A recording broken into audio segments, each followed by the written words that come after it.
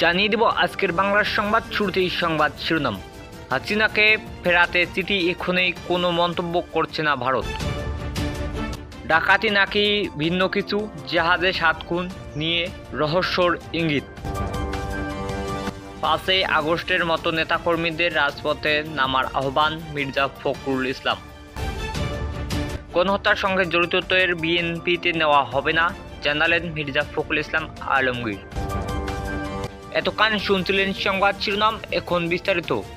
যারা গণহত্যার সঙ্গে জড়িত ছিল তাদের বিএনপিতে নেওয়া হবে না বলে জানিয়েছেন বিএনপির মহাসচিব মির্জা ফখরুল ইসলাম আলমগীর।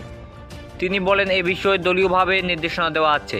মঙ্গলবার 24 ডিসেম্বর বেলা 11:30টার দিকে ঠাকুরগাঁও প্রেস ক্লাবে শীতার্তদের মধ্যে শীতবস্ত্র বিতরণ শেষে সাংবাদিকদের তিনি একথা বলেন।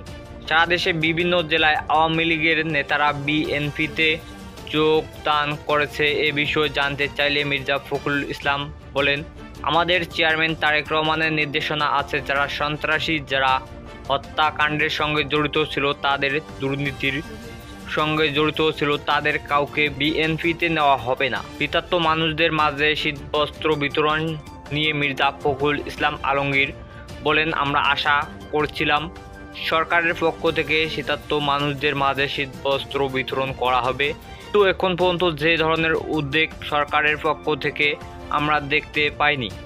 তাই আমরা নিজেরাই আমাদের দলের পক্ষ থেকে শীতবস্ত্র বিতরণ করছি। এ সময় আরও উপস্থিত ছিলেন জেলা বিএনপির সহসভাপতি মমিনুল হক বাবু, যুগ্ম সাধারণ সম্পাদক পয়গাম আলী, পৌর বিএনপির সাধারণ সম্পাদক তারেক আদনান, জেলা ছাত্রদলের সভাপতি কায়েম, সদর উপজেলা ছাত্রদলের সভাপতি সাজ্জাদুল হোসেন সাজু।